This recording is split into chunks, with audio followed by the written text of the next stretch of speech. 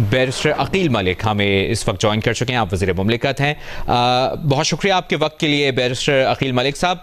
किस तरह से देख रहे हैं आप इंसदाद दहशतगर्दी अदालत का ये फैसला जिसमें शाह महमूद कुरैशी को बरी किया गया है, जबकि दीगर मुल्ज़मान डॉक्टर यास्मीन राशिद, मियां महमूद रशीद, उमर सरफराज चीमा और दीगर को 10-10 साल कैद की सजा सुनाई गई? जी बिस्मिल्लाहिर्रहमानिर्रहीम, बहुत बहुत शुक्रिया आपका। बिल्कुल जिस तरह मैंने आज अर्ली इन द डे 9 मई के केसेस में प्रेशर हुआ था और मैंने बताया कि ये इंसाफ का बोलबाला हुआ है और ये लोग डिलेइंग टैक्टिक्स से काम ले रहे थे। कभी वकील नहीं पेश करते थे और कभी ये लोग खुद नहीं पेश होते थे। और जहाँ तक कोर्ट लखपत केस के हवाले से जो ट्रायल था, अब जाहिर बात है ये लोग कंप्लेन करते थे कि ट्रायल जो है वो एक्सपेडाइट नहीं हो रहा। अब जाहिर बात केस का फैसला आया है और जो एविडेंस मौजूद था उस एविडेंस की बेसिस पे तमाम तर जो शवाहिद थे वो पेश किए गए और पूरा एक प्रोसीजर जो है ड्यू प्रोसेस और फेयर ट्रायल के तकाजों को मलूज़े खातिर रखते हुए वो तमाम तर चीजों को देखा और जो एविडेंस मौजूद था ऑन रिकॉर्ड था वो जज साहब ने अप्रिशिएट किया और जो जो इनके खिलाफ मवाद था वो सामने था। अब जो फैसला आया है वो आइन और कानून के मुताबिक है।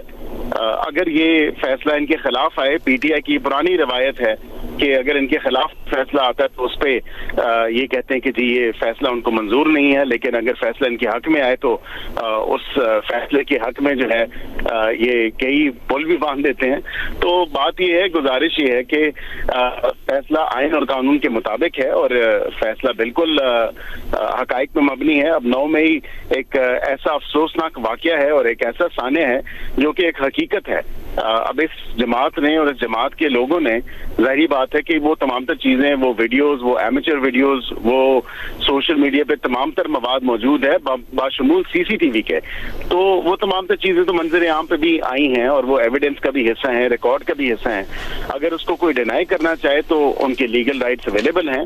अब बिल्कुल वो उसको अपील कर सकते हैं। हाई कोर्ट की स्टेज है, हाई कोर्ट की स्टेज पे बिल्कुल अपील करें। लेकिन ये जो एविडेंस जो मवाद एविडेंस मौजूद है वो इररिफ्यूटेबल एविडेंस है और उसमें कोई ऐसी चीज डिनाई नहीं की जा सकती, क्योंकि 9 मई का अफसोसनाक वाकया बिल्कुल एक हकीकत है जिसको बिल्कुल आप छुपा नहीं सकते। बैरिस्टर अकील मलिक साहब, इस पर भी हुकूमती रद्द-ए-अमल जानना चाहेंगे। बैरिस्टर गौहर की अभी प्रेस कॉन्फ्रेंस भी जारी है। उन्होंने कहा है कि सजाएं कानून के तकाजों को पूरा किए बगैर दी गई हैं, अवाम का अदालतों पर से एतमाद उठ गया है और ये भी कहा उन्होंने कि आज के फैसलों से जाहिर हो रहा है कि अदालतें नाकाम हो गई।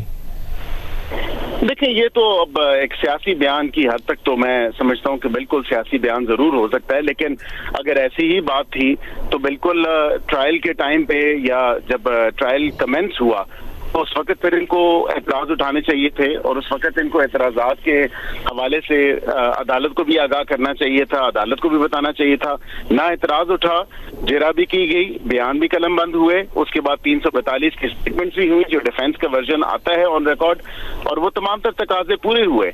अगर ये कह देना कि अब जब फैसला उनके खिलाफ आया है आइन और कानून के मुताबिक, और क्योंकि इतना मवाद उनके खिलाफ मौजूद था जो जज साहब ने अप्रिशिएट किया और देखा कि बिल्कुल वो सर्कमस्टांशियल एविडेंस हो, डायरेक्ट एविडेंस हो, in the shape of CCTV हो, in the shape of witness statements हो, तो ये तमाम तर चीजें तो मंजर आम पे हैं, तो उससे डिनाइबिलिटी तो नहीं की जा सकती। कानून और प्रैक्टिस में तो हमने यही है, लेकिन अब शायद इनके खिलाफ फैसला आया तो इनको पसंद नहीं है।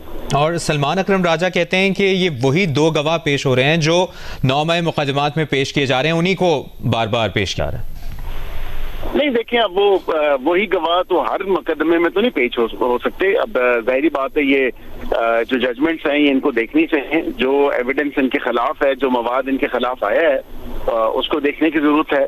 अब ये तो नहीं है कि वही 2 गवाह जो हैं शायद जिस तरह ये एलेज कर रहे हैं, अब ये सिर्फ और सिर्फ अवाम की आंखों में धूल झोंकने के मुनाफी है। बिल्कुल देखना चाहिए जो विटनेसेस थे मुख्तलिफ मकामात पे, वो बिल्कुल विटनेसेस मौजूद हैं, इन्वेस्टिगेटिंग ऑफिसर्स जिन्होंने मवाद इकट्ठा तो मौजूद हैं।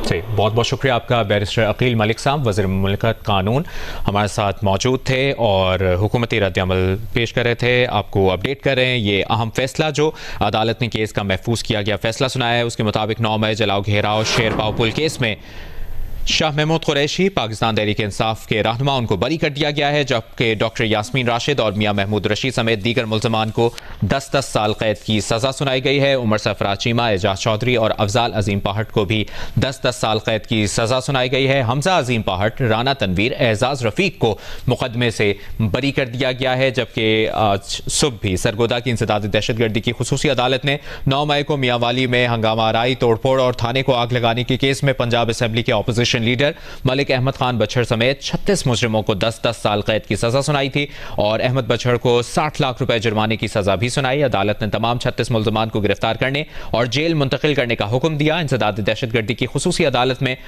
9 मई मियांवाली के दीगर 5 मुकदमात भी अभी जेर समात हैं, जबकि कौमी असम्बली में ऑपोजिशन लीडर उमर अयूब खान, अहमद खान, सनम जावेद, आलिया हमजा समेत 300 से ज़ायद कारकुन नामजद हैं।